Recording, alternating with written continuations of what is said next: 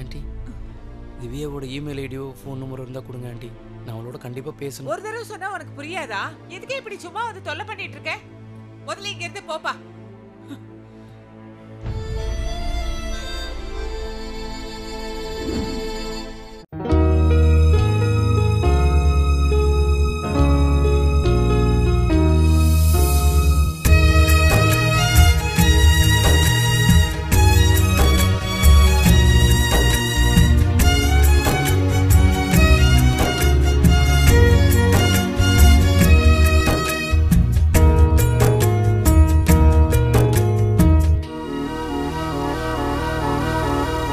வெண்ணிலா சோலையில் உன்னை நான் பார்த்த நாள் முதல் கண்கள் என்றும் உறங்கவில்லையே.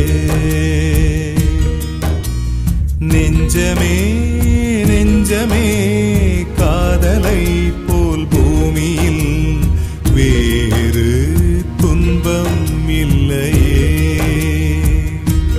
மின்னல் போல வந்து என் நெஞ்சில் காதல் மோதியது.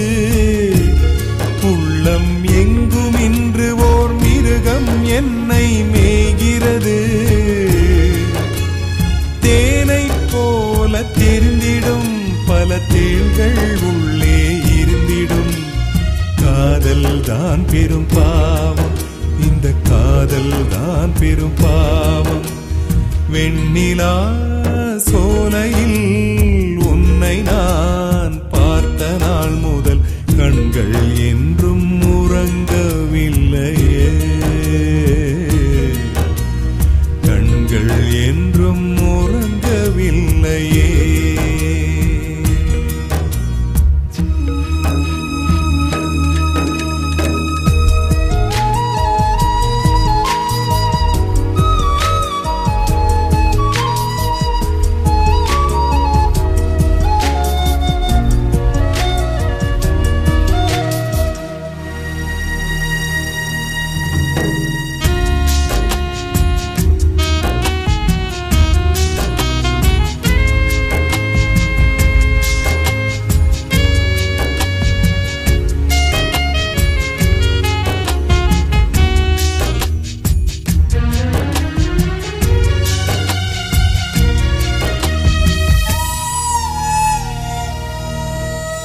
பசி தூக்கம் எல்லாம் போகும், பகல் கூட இரவாகும்.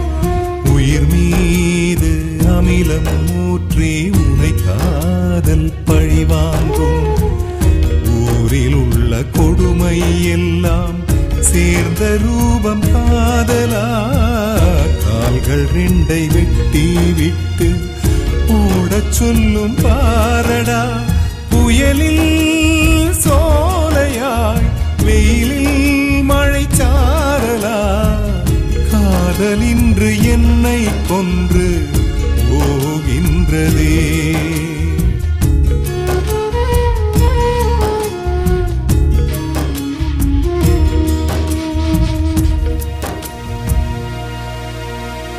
வெண்ணிலா சோலையில் உன்னை நான் பார்த்த நாள் முதல் கண்கள் என்றும் உறங்கவில்லையே.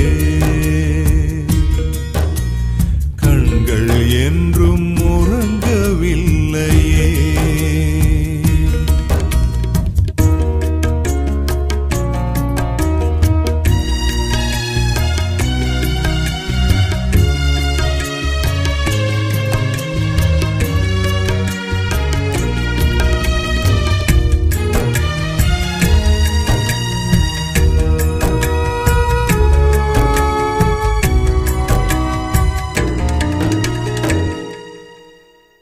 மழையில்லா பூமியிலே துளிரில்லா செடியானே. மதையானை வதம் செய்த பூந்தோட்டம் நானானே. தெய்வம் என்ன வேண்டும் என்றால் காதலற்ற வாழ்க்கையை கெஞ்சி கேட்டு வாங்கிக் கொள்வேன். போதும் இந்த சோதனை. உடைந்து போன நெஞ்சமே திரும்பி வந்து கொஞ்சம் கூட கருணை இல்லா பேய் காதலே, கொஞ்சம் கூட கருணை இல்லா பேய் காதலே.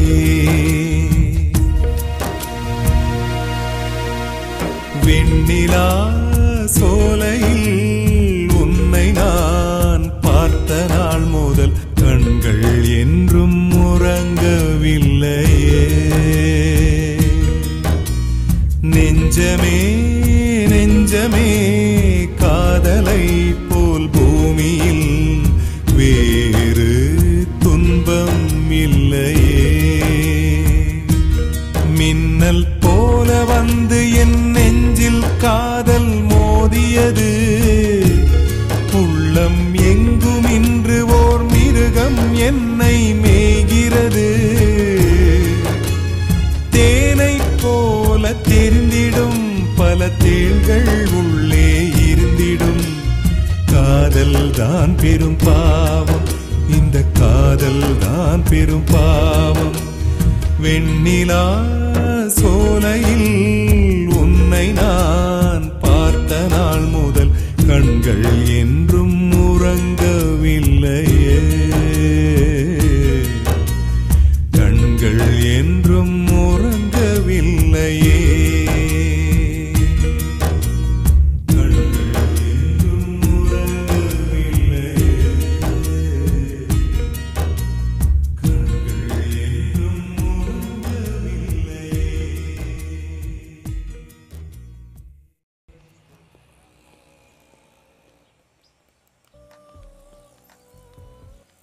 ஹலோ.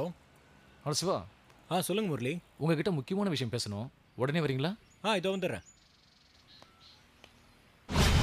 சொல்லுங்க முரளி, ஏதோ அர்ஜென்ட்டாக பார்க்கணுன்னு சொன்னீங்க. என்ன விஷயம்? அது பரவாயில்ல சார், நமக்குள்ளே என்ன இருக்கு, சும்மா சொல்லுங்க. தயவு செஞ்சு நான் சொல்றேன்னு தப்பா நினச்சிக்காதீங்க. நீங்க ஏன் திவ்யா விட்டு வேறொரு பணக்கார பொண்ணை கல்யாணம் பண்ணிக்க கூடாது? என்ன சொல்றீங்க? இல்ல